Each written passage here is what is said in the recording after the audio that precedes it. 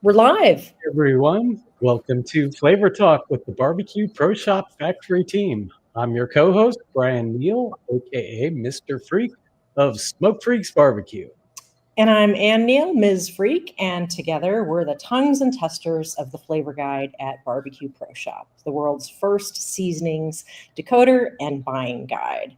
Joining us is our partner in flavor going all the way back to 2019, Jeff Belmonte, owner of Barbecue Pro Shop. Hey, Jeff, what's up? Hi, everybody. So excited to be here tonight. What's happening, Jeff?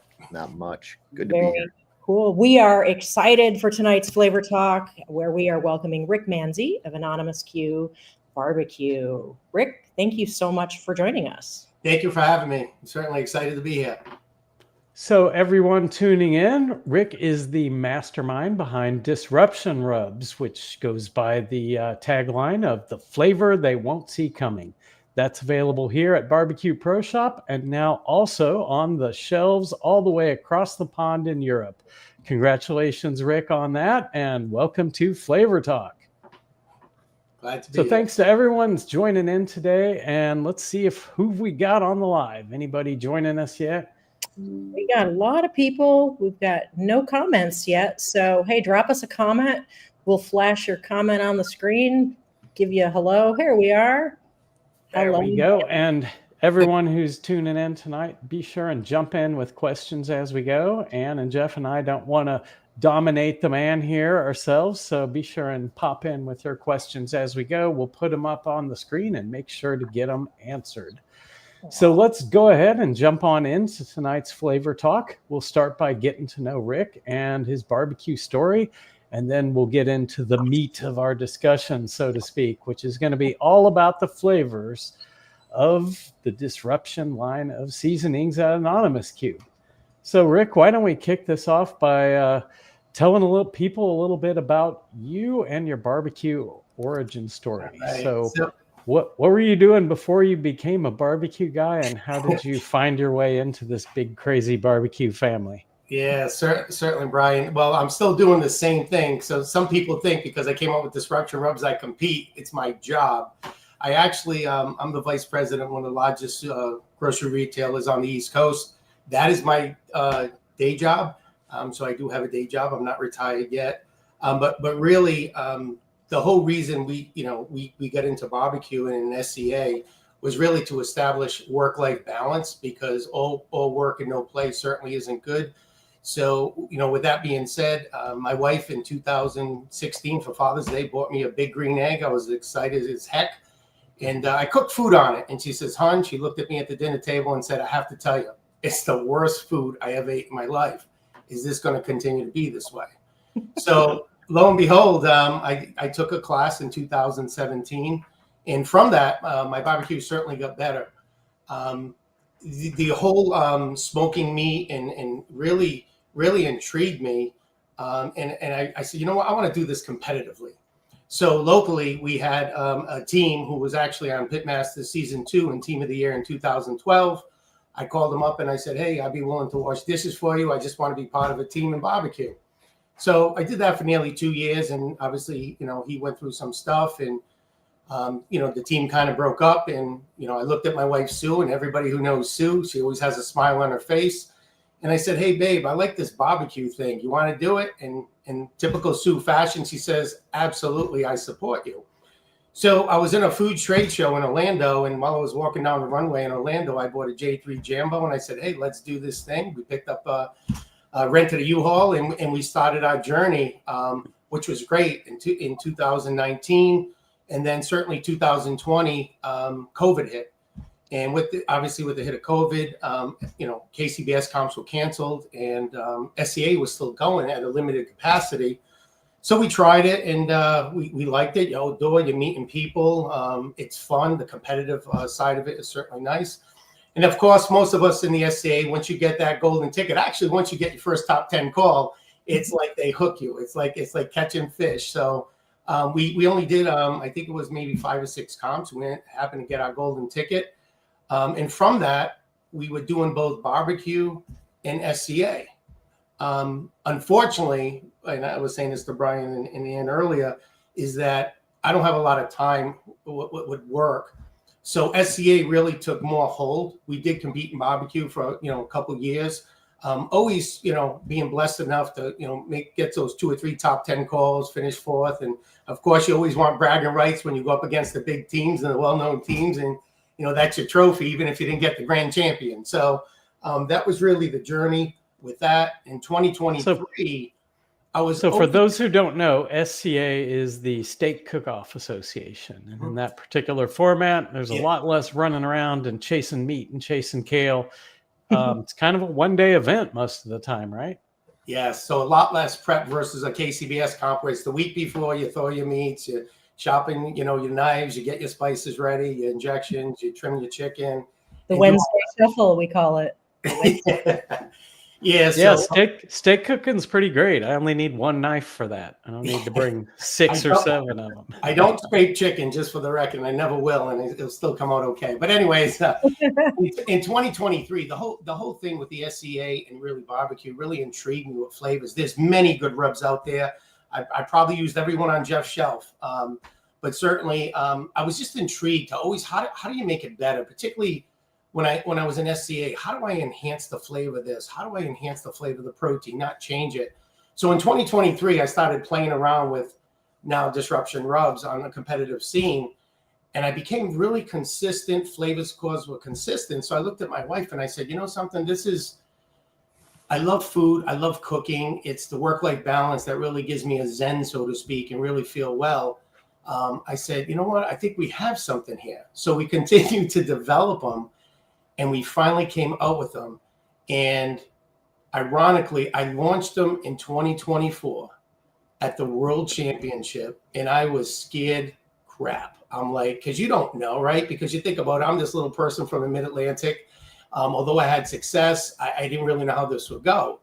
Lo and behold, When you say launched them, you mean launched them for sale or launched them out on the competition? Launched them for sale, Brian. And the ironic thing was the Lord must have been with me, because I was fortunate enough to finish 4th in the world, half a point off a world champ, in addition to 2nd in the Cowtown Classic, which we know since changed. So I said, my God. So from that, it really, obviously, my trailer was like the registry of motor vehicles once I had those first 2 calls at the World Championship. And it really helped me out and launch that.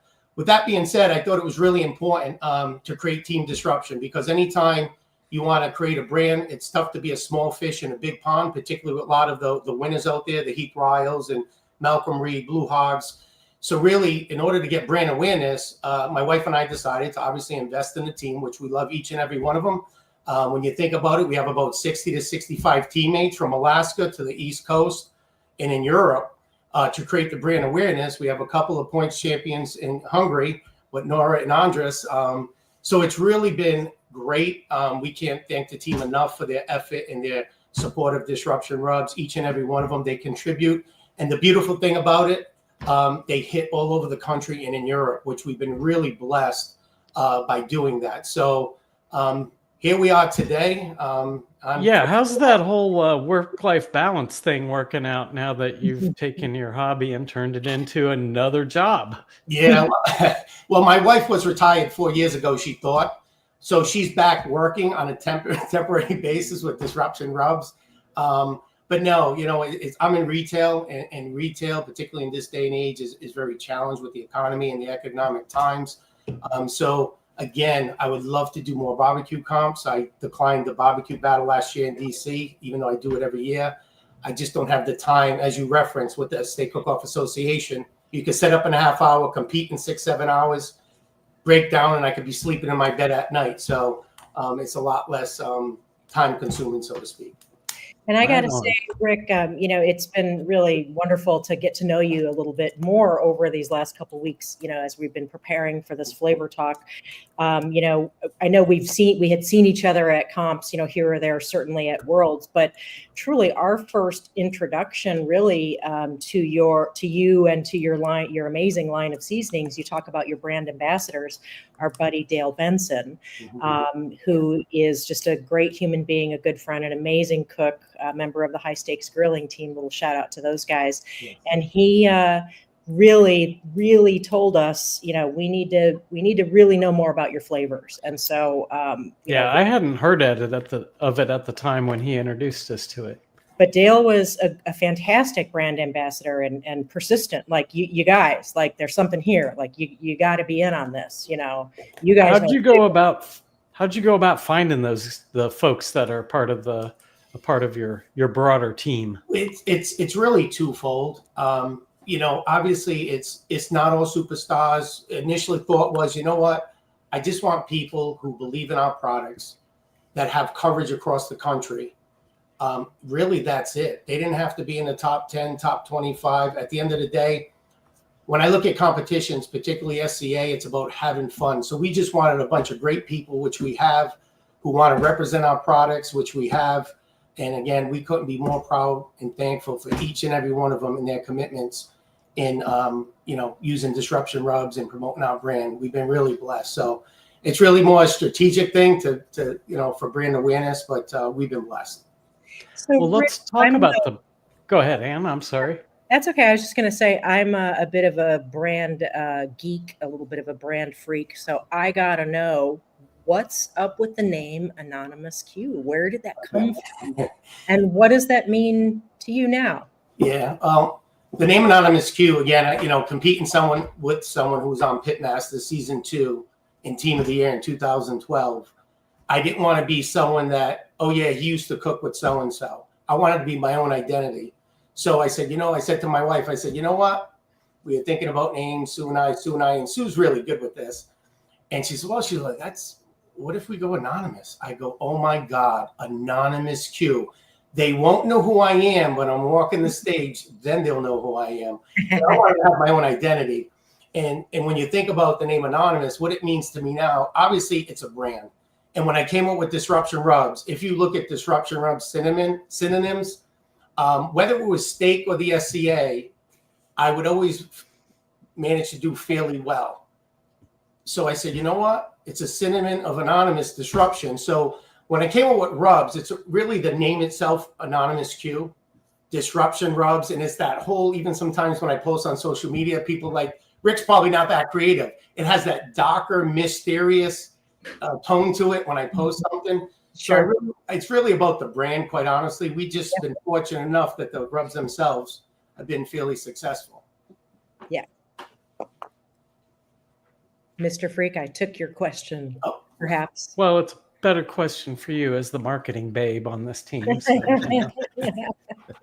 But in addition to that, I must say, and hopefully the team agrees, if you look at the swag that we give to the teams, whether it's the beanies, whether it's the caps, whether it's the jerseys, it's about the brand, right? It's about the brand. And when people say Disruption Rubs or AnonymousQ, I want them to go hand in hand. And I want people to say, you know what? Great people, great team, great products. It's good to go. I can feel proud about that. So truthfully, what AnonymousQ means to Sue and I, or even Disruption Rubs, is the fact that, again, we have great people representing a great product, and we're extremely proud of that. well, let's jump in and talk a little bit about flavor, or a whole lot about flavor, actually, because you've got a whole lot of flavors in the lineup already, even though you've only been at this for just a little over a year, 18 months or so, it sounds like, since they hit the shelves. So when you set out to start building this product line, what were you shooting for? Were you trying to solve for a gap that was out there, or just put your own stamp on things, or what was it all about for you? Well, for me, I think having the retail knowledge that I have, there's two sides of looking at this. If I was going into this not knowing the retail knowledge that I have, I'd probably come up with one rub at a time, and I would build my brand. And that's what most people do, and there's nothing wrong with it. Being in retail for 40 years and dealing with a lot of even the names that Jeff has on his shelf, to me, I wanted to build a whole program. And the initial program was around steak and the SCA Steak Cook-Off Association. So I said to myself, it has to start with a great SPG and onion type rub. That's good, an all-purpose rub. That's a fundamental foundation. When it came to spicy, the difference in my spicy rub, people say, Rick, you got your AP rub, and all you did was add heat to it. No, I didn't. If you look at our spicy rub, It actually has more umami, Worcestershire powder, and more umami notes with a kick of heat. So that serves a different purpose. When it came to my all-time favorite, Beef and More, a lot of rubs today, and they're all great rubs, are made with a lot of beef bases. I could taste beef base. I have a pretty good palate. For me, every rub we come out with comes out with a purpose. I said to myself, how could I capture enhancing the flavor of the beef and adding a little bit something to it versus changing the flavor of beef or changing the flavor of a protein? And if you look at what's in Beef and More, it's actually a yeast extract versus a beef base. And I don't know if people know, but yeast extracts, when people taste the 4 blends that I have with yeast extracts, they're like, Rick, they're really powerful. That's what yeast extracts do. They enhance the overall flavor of all the spices in the rub. You can't go too far because you're going to push it to where it's salty enough, but not too salty to offend. But really, Beef and More was designed, really is a fundamental steak rub. And then certainly Grilling Dust. Grilling Dust has its own unique purpose. I do use it on the steak. I'll tell everybody the 6 rubs I use later, and you can buy them at Barbecue Pro Shop. I do want to tell that later. But Grilling Dust I use as a layer in a finisher, so is part of a finisher. So for me, that was those 4 rubs really were built around the SCA and giving someone a total program that if they wanted to get in the game, these are the 4 rubs you could purchase and make a go at it. Well, I think I need to know a little bit more about this yeast extract, how it works, because this is absolutely brand new to me. I've never really thought of that as an ingredient or even knew that that was something that would go in a barbecue rub. So first of all, how do you know about that? Well, I mean, do you have like a food science background or something? I think I should have, but I can't sleep at night. You could ask my wife Sue. Like I sleep 4 or 5 hours a night. That's all I need. And when you do a lot of research with yeast extracts, and you could get them for any flavor profile. A couple things. The reason why I use them, I'm going to be upfront. Number one is they are more expensive. So versus a traditional base, whether it's chicken based, beef based, they are a lot more expensive. That's the first reason. First and foremost, they enhance the overall flavor of your rub in the way it meshes and gives it that more in-depth umami, ties everything together. The third reason, if someone tries to copy my rubs, it's really tough to break down yeast extracts when you analyze them. So if someone wants to take disruptor rubs to a food scientist, good luck. It's going to be tough and challenging. So are there just various kinds of beef extracts and they all taste different, or what? They do. There's all, if you notice Beef and More, and you guys nailed it on both of them, is you almost get a little au jus flavor from it. And that was done by design. So the intent is to enhance the flavor of beef and get something a little bit different that isn't offensive or leaves a different funny taste in your mouth. So, yeah. And Rick, there are seasonings that do just what you said, leave a funny taste in your mouth. And that's not necessarily a pleasing taste in your mouth. And, we sample so many flavors, as it relates to the flavor guide. And there's something nice about, the idea of complementing a protein or complementing a dish rather than a seasoning taking over a dish. And it's only about the seasoning. And I think you've done a nice job for the flavors that we've gotten into with the flavor guide and just, playing around at home. That Epic AP, I know we're going to get into the rub specifically, but wow. Epic. So let's talk about, how do you test your blends? I know you have your big team of brand ambassadors. You've got a plan. Tell us about how you do that. Yeah, so testing. For everything I post on social media of food, there's at least 4 or 5 other proteins that were cooked on the grill, on the live fire grill. The team plays a big role. When you look at Meat Primer, I tested it at the Worlds in 2024. I went all in. It helped me out, obviously. That whole year, the only person to have that product was Team Disruption. I bought it in bulk, and we tested it.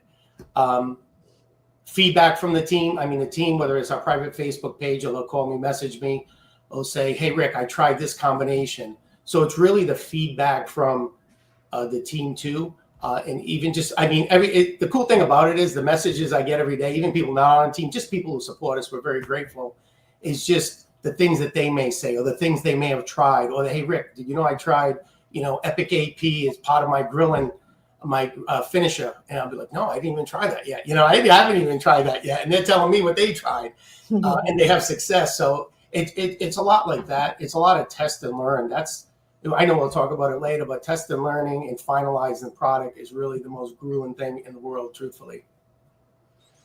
Yeah. So where did you run into the biggest challenges from? You've got your formula figured out, and now you're trying to get it in a bottle on the shelf somewhere. Yeah, I think the biggest challenges you have when you're making a rub is I can make something in my kitchen. I could weigh it out. I could tell my co-packer, here's the grams of everything that's in there. But the one thing I learned is, first of all, I got this education from my co-packer. There's 3 tiers of seasonings, quality, just like beer, right? It's just, they use the top tier, which is great. With that being said, a lot of their jalapeno powder might be a lot hotter than my jalapeno powder, right? The chili color or even flavor could alter a little bit. So although they'll send the sample back, I'll show you later. Boom, everybody wants this. I'm on version 6 because I'm like, nope, it's not right. Nope, go back. It's not right. So that's what, there you go. That's the one everybody wants right there. 4 first place wins and 7 comps. That's my finish. Yeah, I want that. So, and 1 second place win. We've been fortunate, but all kidding aside, that's probably the most challenging thing, Brian, is no matter what I measure out in grams and send to my co-pack, it comes back, and I'll look at my wife. She'll look at me. She's like, we're not settling. She's my biggest critic. That's why I love her. So where do you get the ingredients that you're using in the R&D process to kind of figure out what blends are even candidates? There's a couple of online companies that I use for consistency, and depending what you want, sometimes they may not carry a certain either extract, or they may not carry a certain blend, because again, if you're talking, grill flavors could be different, right? Like there could be a grilling flavor that Ian makes and a grilling flavor that Brian makes. They're 2 totally different ends of the spectrum. There could be, a citrus extract. There could just be a jalapeno. It's just so different. So I try to stay consistent with that.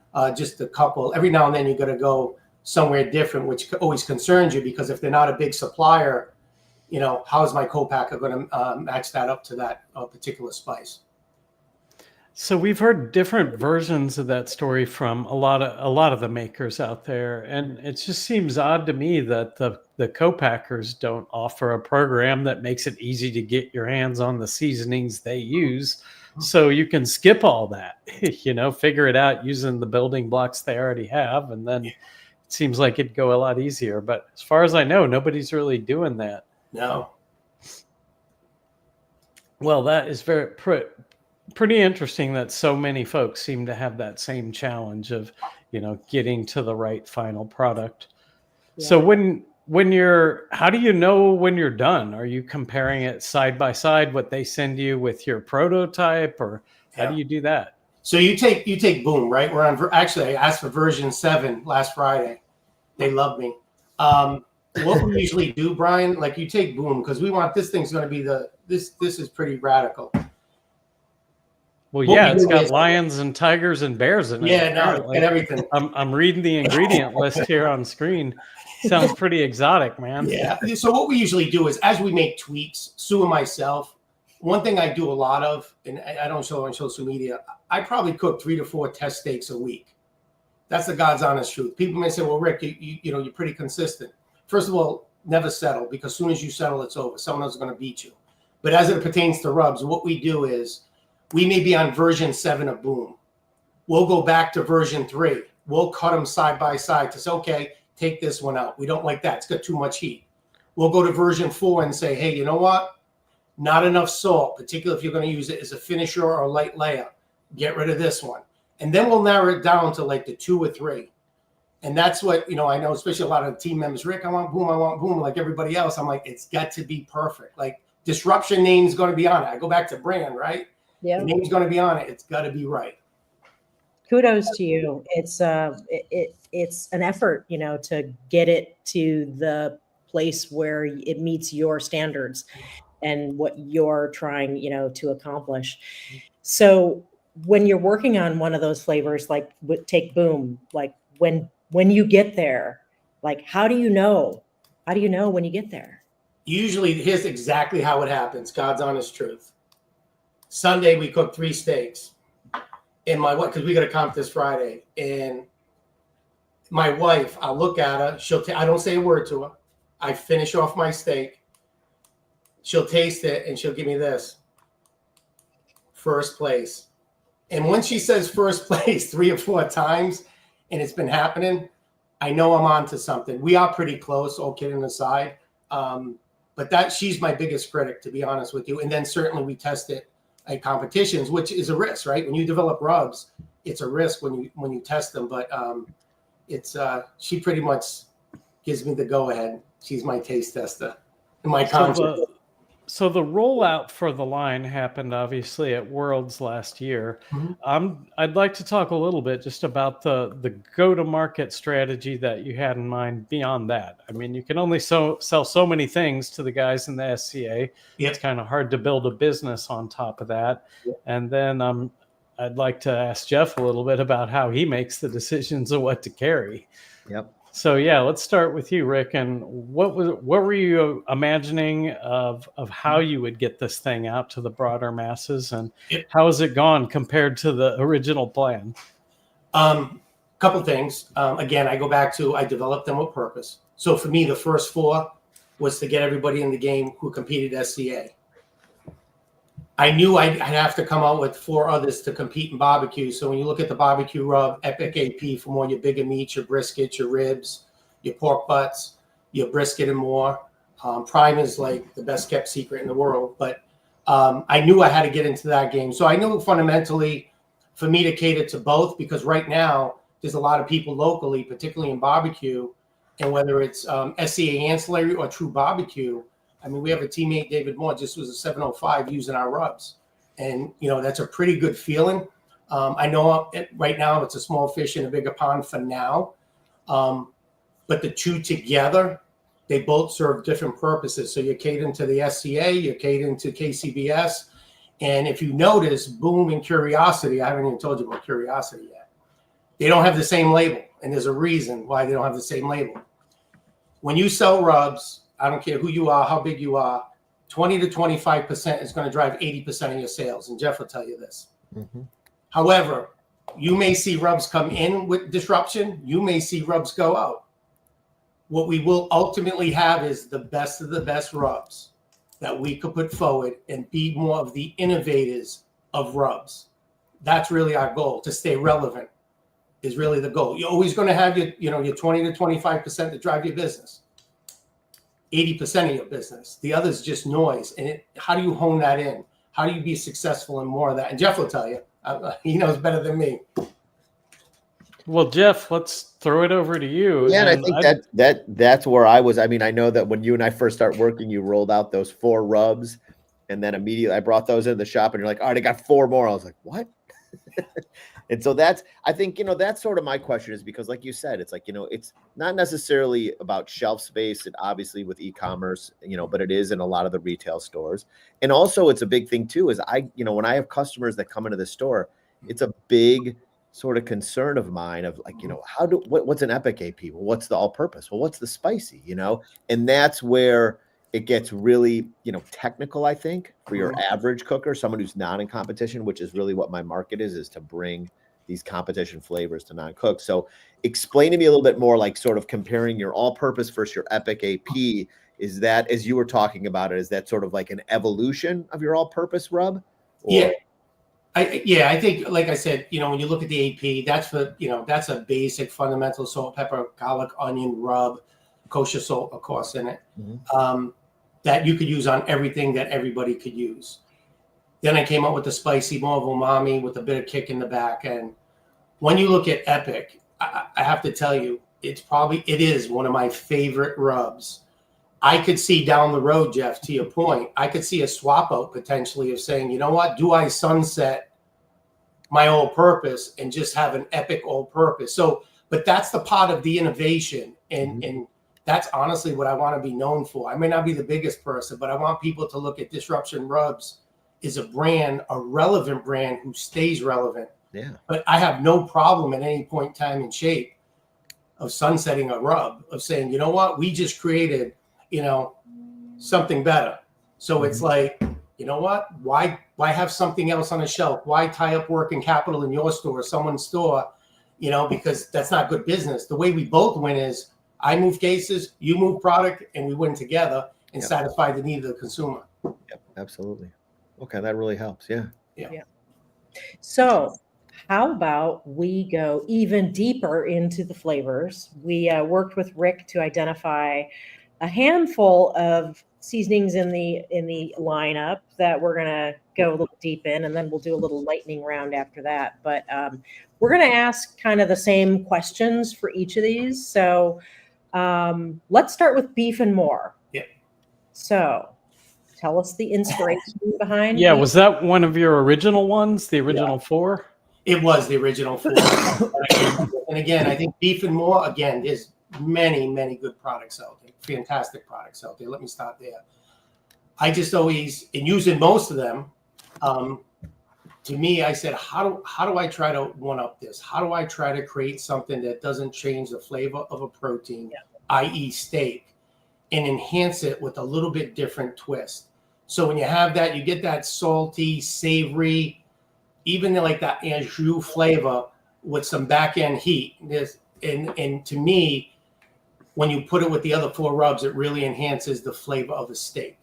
And to me, with beef and more, one of the toughest things, and everybody knows who develops rubs, is naming them. Yeah. Because beef and more, I can't wait to use on my competition chicken. On turkey breast is to die for. But it's boxing yourself in, right? You say beef and more right away. To Jeff's point, if he has someone walking in there, I could only use this on beef. They don't know you could use it on poultry. They don't, you could use it on turkey. But really, that's what beef and more is. And it's one of my favorite rubs. But it sounds like you specifically developed it to go with competition steak. Was that really the genesis for that?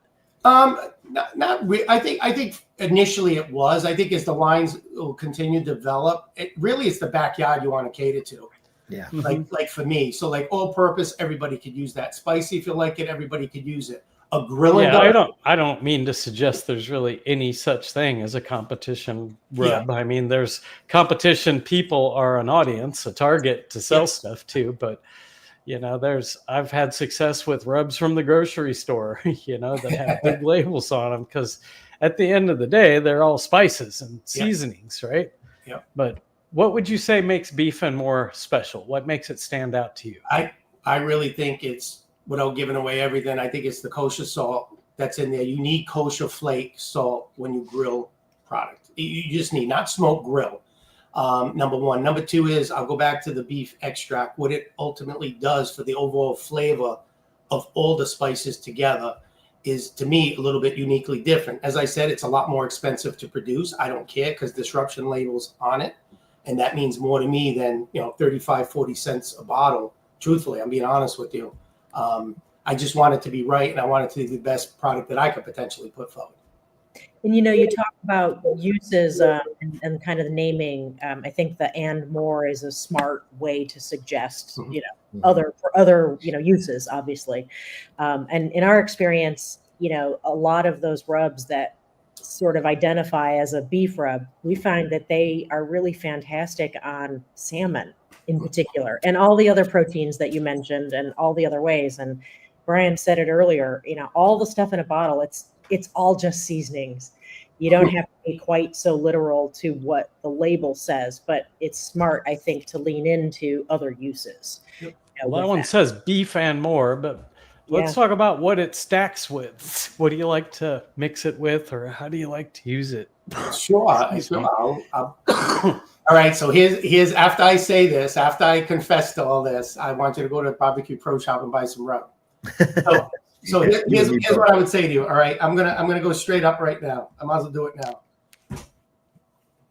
Meat primer. This is the first thing I use on my steak. I use this. This is the most dynamic product that I developed. And here's what I mean by that. I use it as a dry marinade. This does not have tenderizer in it. I use this. Brisket and more. If you don't know, it's got espresso coffee. Espresso coffee enhances the flavor of beef and acts as a natural tenderizer. What's better than that? So these two go on hand in hand, right? Light layer, spicy AP rub. That's my first layer on all my steaks. Medium layer, all-purpose rub. My favorite, beef and more, medium layer. Very light with grilling dust, a very light layer. If anybody was all that before you cook it? Yes. But Brian, what you will learn, and I'm looking to have some classes at the end of the year. You know, people look at 6 products and say, Rick, there's no way. Well, it's all how you put them on them and how you use them. And that's what I'll give in my class that I'm looking at, several classes at the end of the year. But those, if you were to walk in my trailer on Friday, that's what you're going to see on my countertop right there. That's what I do. There you have it, folks. We'll have this available, this stream available on YouTube and whatnot for folks that didn't catch Rick's recipe for all his success in SCA. So thank you. I'm shigging a little bit on this call. So let's take the class. It's coming this fall. Like, honestly, Ann, I mean this sincerely, my wife and I. The best feeling at the Worlds. Me and you both got called together. We were in the same group. We qualified to go to the finals, just so the group knows. And there's got a champion right there in ribs. There's no better feeling, I mean this sincerely, at the Worlds to have top 10 people in points chase use disruption rubs. At the World Championship, nearly half of the folks use disruption rubs. Honestly, I didn't make it to the final round or to the Texas Motor Speedway. I had a smile from ear to ear. My wife, Sue, had a smile because, in my opinion, to develop something and see other people be successful is probably single-handedly the best feeling for my wife and I. And I mean it sincerely. And I think those who know me or know my wife or those who may be on the team, like even Friday night, it isn't about Rick and Sue. It's about someone getting up there, team disruption, and them kicking some tail. For me, that's our award together. And we say, you know what? Wow, that's pretty cool. That's pretty cool. So that's where we're both at. It's really not about me, although I am going to try to win the world championship. I can't lie to you, Ann. I hear that. And, you know, while Brian and I certainly don't have a rub of our own, we can maybe relate on a tiny bit of a little level. We've got lucky lighters. And so we hand those out to everyone we know. People want to buy them, but we're like, no, you can't buy luck. We have to give you them. You know, we have to give you a lighter and initiate you into the club. And it's all about just passing it on and, you know, wishing the people that we go up against all the best and, you know, being part of that barbecue family. So, and there's nothing better than knowing that somebody used their lucky lighter on, you know, cook day and beat us, you know, with our own lucky lighter. That's good. Well, let's jump into this one. It sounds like this is a sleeper that I need to know a whole lot more about. The whole concept of a meat primer or, you know, even a dry marinade is a little bit different from what I've tended to do with steak. So I'd love to hear, first of all, what is it? It looks almost like powder. It's super, super fine stuff. And what is a meat primer? Yeah, so the whole intent of meat primer was there's many good tenderizers out there. You look at Wicked Pig, Matt Overson's product, which I use, is fantastic. Flaps 20, P&L, they're all great. They're all great tenderizers. This doesn't have tenderizer in it. The unique thing about this, I don't know if you opened it or not, but it has super savory notes. I did. The intent is really to enhance the flavor of beef. It does have kosher salt. It does have yeast extracts. So the reason why I say this is unique, and if you don't have this in your box, you need to. I use this as a finish. There's Steve Noble. Look at that. Magical dust. Magical dust. So the way I use this on my steak, I put it on my steak. I let it sit for 6-8 minutes, and then I marinate my steak. Team members use this as a layer with huge success on the backside of their steak. Team members and other folks have used this in their finishing dust. It's been lights out. It's probably the single-handedly the best kept secret on the market. I won't say who because I don't want them to feel a certain way, but I will tell you that someone got first place brisket with this actually two people, KCBS and Ancillary Brisket. And the comp was down south. That's all I'll say. And thank you for the shout out. This by far is like the best kept secret. No tenderizer, enhances the flavor of beef, and it gives color too. Great color to your steak. So I love it. So I'm sitting here tasting it right now, and my first impression is the garlic flavor is just massive. That's the first wave of what hits me. And then pops of salt and sugar kind of compete with each other in the background. But that thickness of the garlic just stays with me. And I'm reading the ingredients list, and I see it's got, what is it, cornstarch in it. What does that do for us in a bottle like this? And what's it do for my meat? Yeah, as far as cornstarch, it could even act as a natural tenderizer. So if you think of Chinese restaurants, how they get their top round steak so tender, that's what they use. Right, for like what's the process called? Velveting, I think it's called. Velveting, yeah. I know a little bit about that process and have used it in that way, but had just never thought to use it in a grilling application or barbecue. It sounds like this works well for both.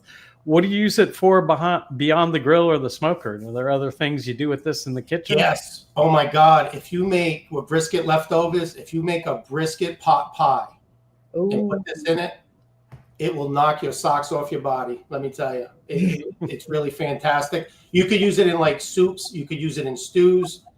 Brisket pot pie is one of my favorite.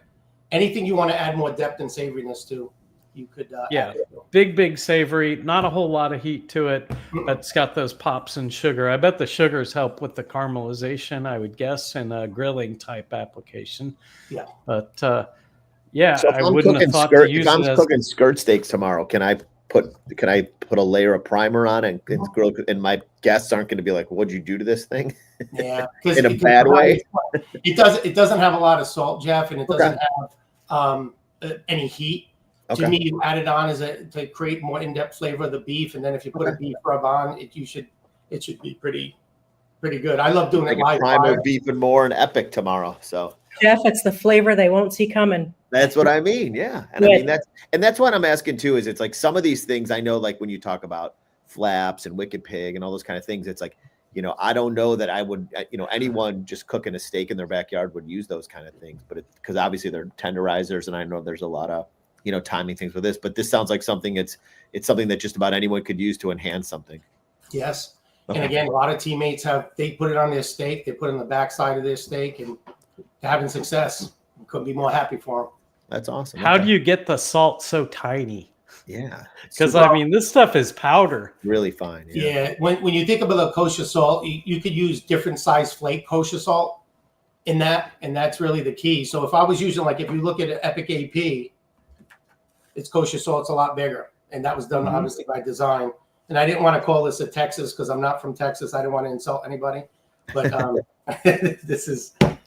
Yes. Yeah. Well, let's jump into Epic AP. Take it away. Yeah, let's get into this one because we have not, to my knowledge, tested. We're in the middle of a round of flavor guide testing. Everything's blinded. We don't know what we're testing. It's all code names, but we've been playing around with this just for dinner, and we just were blown away with some boring chicken thighs that came to life in a really amazing way. And I'll probably be the first to say that, or ask, does the world really need another AP rub? I mean, there's so many.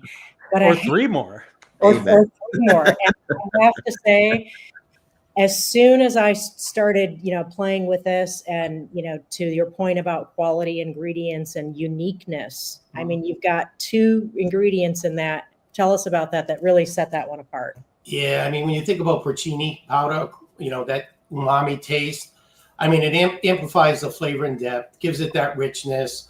It adds actually complexity with this like kind of gourmet taste. And then certainly from acho powder, I love it because it's mild, it's deep. So you combine that with kosher salt, a bigger mesh black pepper, and don't forget our yeast extract, the same one I use in Disruption Beef and More. That's why you have the product you have in that rub. Honestly, it's my favorite rub in the arsenal. I was going to ask that later. If you had a favorite, it's hard to have a favorite. I love all my children, but that's my favorite. You didn't hesitate too much on that, so that really says something, folks. And I have, Brian and I have so many seasonings in the Barbecue Pro Shop lineup to play with. Jeff has powered our flavor factory. There's never any excuse here about what's for dinner, and there's not many seasonings that kind of make it into the kitchen cabinet to just use as like everyday ones, and, Right. and this is one of those. You have something really special there. Yep, for sure. That one can live by the stove here. So we started with beef and more. Let's wrap up the deep dive with brisket and more, and talk about how that's different from beef and more and what inspires that one. Okay, so beef and more, totally different from brisket and more. Brisket and more, again, I go back to with the brisket and more, it has espresso coffee. Espresso coffee helps tenderize, but also enhance the flavor of beef or protein. Yeah, it's visual. Yeah, different color altogether. Very different grind to it, it looks like. Definitely a different grind. Again, it has porcini for that umami, that deep. Again, creating like, how do I really get the most out of that beef flavor? Not to overpower, right? So you could use your Epic AP with that and just hit that, just to bring those deep, savory notes of the flavor of a Wagyu brisket out that are really between the porcini, the acho, the espresso, the turbinado sugar. It's a different rub. It's more like a spiced infused rub of things that are really going to enhance the flavor of beef. That's where it's uniquely different versus beef and more is a little more wild on the heat side. It's more wild with the yeast extract, a lot more saltier than the brisket and more. So, are there things just philosophically or technically that you think are different between something that's more of a grilling rub versus a smoking rub or a barbecuing rub? Yeah, I think so. How do you approach those differently? Well, for me, is you always got to be conscious of if you're grilling, your sugar content, right? Because it could burn. It could actually add a bitterness to whatever you're cooking. For smoking and longer durations, like for me, the brisket and more is that. So you got to be mindful, even with a barbecue rub, right? I mean, you got to be mindful. Some people use barbecue rubs on the grill. If they walk into Jeff's shop, you don't want them to walk away having burnt product on chicken on the grill because you have so much turbinado or light brown sugar, whatever, dark brown sugar, whatever you may have. So keep that mindful. And again, I always go back to Brian is that although disruption rubs, they're always tested about a year in advance in development. They're all designed with a purpose. And once again, I'm not, my wife and I, when we have this discussion, I'm not about saying, hey, you know what? Regular all-purpose wore its welcome out. This is it now. I'm open to that. I'm totally open to it because, again, I really want to be known as, maybe not the biggest person, but the person that always brings innovation. They stay with trend. And people could say, well, you swap labels. Well, I've been in this business a long time in retail. I have a lot of knowledge, which I've been very beneficial for. And if you manage things correctly, you'd be surprised how it really doesn't cost you in the long run. The most important thing is to stay relevant and have great products that you bring to people, whether it's the backyard, competition trail, or just in general. So how do you find the scent of the trend to know where to go? Well, you've got to be heading in that direction before the trend gets there. Yeah, well, you think about it. Just think about heat, right? You think about balance is always the word in barbecue, right? You want to have balanced rubs. But over the last several years, what do you know? Mango habanero, apple habanero, right? Your rubs come out with all the spicy kicks on the back end. Your finishing rubs, right? You cook your barbecue with all this balanced product, but you find more and more. What is it? Grilling dust. Yeah, put a pop on it at the end. Yeah. More and more MSG, I'd say. I see more and more all the time. It's moving its way up the ingredient list from second from the bottom to sometimes second from the top. Well, it's funny you said that because I know we had preliminary discussion. What people don't understand is when you look at rubs, depending on the rub itself, MSG used right in the right way is beneficial. That's why I use the yeast extract because you don't get the same bitterness on your tongue. And everything else. But you got to understand, like we discussed earlier, the spicy one right here, this has got like low single digit MSG in it. Because guess what? When you put it with this that has a lower MSG, When you start layering flavors, all you're doing is layering MSG, layering MSG, layering MSG. I don't know about you, but me and MSG don't go hand in hand. I could taste that a mile away. I get a funny tingling taste on my tongue. Yeah, when it's too much. Yeah, Exactly. when it gets to be too much, it just overloads, and then I can't taste much of anything for the rest of the day. True, It it's just true. blows out my tongue. Mr. Freak, what do you say we shift gears to our lightning round? All right, lightning round. Why don't you take the first one, Ms. Yeah, Freak? the 4 remaining flavors that we haven't gone deep into. So for this, we're going to name the flavor. Rick, we're going to ask you, give us the headline. Okay. And then we're going to ask you, what's your favorite way to use? So let's start with grilling dust. What's the headline for grilling dust? Savory sweet with a kick of heat. And my favorite thing to really use it on is salmon. All right. Salmon. All right. All-purpose rub. What's your headline for your all-purpose rub? All-purpose rub is, the regular all-purpose rub is savory with a touch of sweet. And that goes on everything. Popcorn, eggs, all proteins, grilling, smoking. That goes on everything. Good old all-purpose. And then you got one called spicy all-purpose. It Yep. sounds like it's not just adding some spice to your all-purpose. It sounds like you reformulated the whole idea. Tell us about it. That's more onion, garlicky, more of a umami type flavor with a kick of heat. That one I use sparingly, as I said, with my steak. I use it light, but that one I use in finishing dust. Another hint. All right. That's your favorite way to use it as a finisher? No, as a light first layer. Always a light. Oh, okay. First layer. Yeah. I gotcha. So, All right. And then finally, let's wrap it up with the barbecue rub. Yeah, you know, the barbecue rub to me is kind of a savory sweet with a slight touch of smoke, but different smoke from a simmering dogs and everything that's out there. And it's got a little back end heat, and that is, you know, you use Epic AP with that on your pork butts, you use that on your ribs, and it'll give you a real good product along with a top layer maybe on your brisket. So, All I right. think this was a really good question from Scott. You Yep. talk a lot about, you know, a little bit of this, a little bit of that, more of this. How do you define that? that's why I want to have a class. Come on, Scott, you're the world champion. Scott, we love you. No, like what I do is, and you're right, even when I've done videos for the team on a private Facebook page, I actually show them a light coat. I'm talking light to the fact of you could just about see it on the meat as you go around, whether it's the spinalis or the front or back side of a steak, because once you put it on it, you can't take it off, or you could scrape it off. But once you put it on, you could control your heat by putting on a light layer. A medium, that's what I said. I use basically six products of mine to do my steak. If you saw my steak when I do a class, you'd be like, oh my God. I do use all 6, but it's how I use them is the key. And how to define light, I have to show you because everybody's definition of light is different.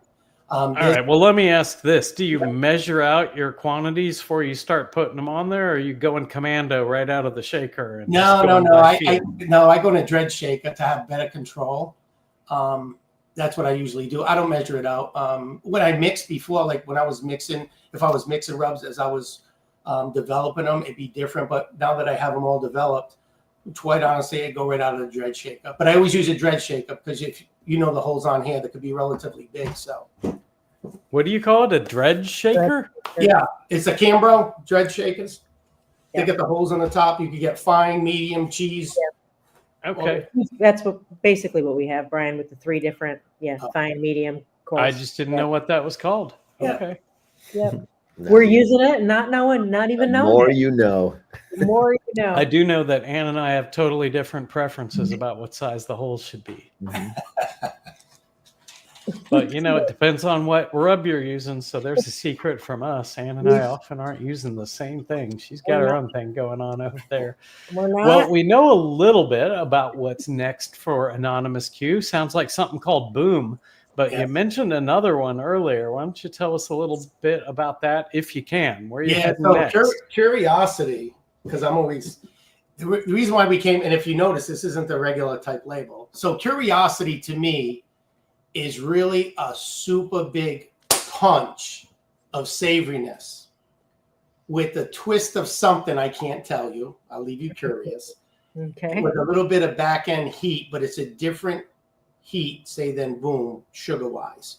So what I mean by that, when you taste it, you almost taste it and say, what the heck's in it? That's fantastic. Like, it's something you want more of, and you want to know what's in it because you're like, did I just taste that? And it's kind of piques your curiosity to say, wow. Now I have used that also in a couple of steaks where I happen to come in first place too. So we got 2 products coming out. I'm extremely proud of.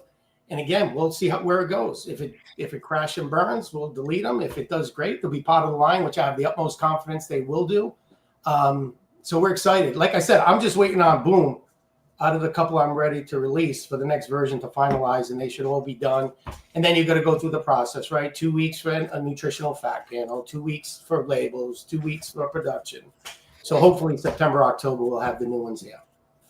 Cool. And hopefully by next World Champions in March, I can try some of these on my steak and see how it goes. And then one sleeper, Shadowbach.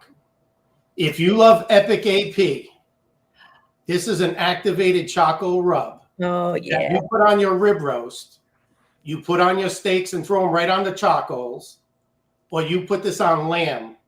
This will knock your socks off. Now you're talking.